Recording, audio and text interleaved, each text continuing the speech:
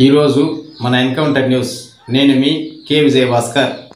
నాడు ధర్మవరంలో ఉన్నటువంటి రమణ అనే చేనేత కార్మికుడు ఇంటి మీద వడ్డీ వ్యాపారస్తులు దౌర్జన్యంగా దాడి చేసి ఆయనను కొట్టి భౌతికంగా ఆయన భార్య పిల్లల్ని దౌర్జన్యం చేసి ఇంట్లో 7 మంది జొరబడి పట్టపగులే ఇంత దౌర్జన్యాన్ని పాల్పడుతున్నారంటే ఈ రోజు వడ్డీ వ్యాపారుల యొక్క ధైర్యం వాళ్ళ వెనక ఎవరున్నారు వీటి మీద సమగ్రంగా విచారణ జరపాలని చెప్పి సిపిఎం గా డిమాండ్ చేస్తుంది. రమణ తీసుకున్న అప్పు 2 లక్షలు, ఆయన తన ఫ్రెండ్ కు పూచిపడినప్పుడు 4 లక్షలు, మొత్తం 6 లక్షలు. వారానికి 60,000 రూపాయలు వడ్డీ, వారానికి 60,000 రూపాయలు కంతు కట్టాల, 10 రూపాయలు వారానికి 110 రూపాయలు అప్పు వడ్డీ కట్టాల. ఈ అప్పు మొత్తం కలిపి ఇప్పటికి 15,30,000 రూపాయలు కట్టినట్టు ఆయన దగ్గర అన్ని ఆధారాలు ఉన్నాయి. మరి 15,30,000 రూపాయలు వసూలు చేసుకుని 6 లక్షల రూపాయల వడ్డీకి ఎన్ని రెట్లు అప్పు?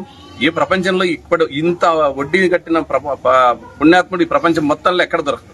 మరి ఇంత అప్పు కట్టించుకుని వడ్డీతో వసూలు చేసుకుని నేరస్తులాగా పెట్టి ఈ రోజు ఆయన భౌతికంగా హింసించి చుట్టుపక్కల వాళ్ళందరితో అవమానాలకు గురి చేసి ఇంత దౌర్జన్యానికి పాల్పడి మానసికంగా ఆ కుటుంబం పడుతున్న వేదనకు ఎవడు బాధ్యుడు?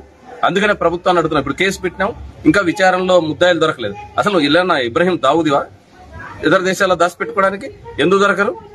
దొరకకపోతే అదే వేరే కేసుల్లో ముద్దాయిలు ఇట్లే ట్రీట్ చేస్తారా? వాళ్ళ బాల పిల్లలు తీసుకొచ్చి ఇంట్లో పెడతారు కదా, స్టేషన్లలో పెడతారు. ఎందుకు పట్టుకురావడల్లా? అందుకని వీళ్ళు వెనక ఎవరున్నారు? ఇంత దౌర్జన్యం చేయడానికి, ఇంత బరిదెగించడానికి కారణం ఏమిటి? ఒక్కరు కాదు, ఈ ధర్మవరం పట్టణంలో కొన్ని 10ల సంఖ్యలో ఇట్లాంటి వడ్డీ వ్యాపారుల దౌర్జన్యాలు జరుగుతున్నాయని చెప్తున్నారు. అనేక మందిని ఇట్లా హింసించినారని చెప్తున్నారు. మరి ఇంతమందిని హింసిస్తుంటే పోలీస్ ఇంటెలిజెన్స్ కి తెలుదా? లేదా రాజకీయ నాయకులకు తెలుదా? ఇక్కడున్న అధికార పార్టీ నాయకుడికి తెలుదా? మంత్రి గారు కదా, ఎందుకని స్పందించలేదు? అందుకని మేము ప్రభుత్వం అడుగుతున్నాం, తక్షణం ఈ కుటుంబానికి రక్షణ కల్పించాలి. అదేవిధంగా అప్పులు రద్దు చేయడమే కాదు, పడిన అవమానానికి, పడిన బాధలకు పశ్చాత్తాపంగా ఈ రోజు ప్రభుత్వం వారికి ఏ రకంగా ఆదుకుంటుందో ప్రభుత్వం స్పష్టంగా చేయాలి. మొన్ననే కుప్పంలో జరిగినటువంటి సంఘటనలో ముఖ్యమంత్రి గారు ఏ రకంగా స్పందించినారో ఈ సంఘటనలో కూడా మంత్రి, ముఖ్యమంత్రి స్పందించాలని చెప్పేసి మేము డిమాండ్ చేస్తున్నాం.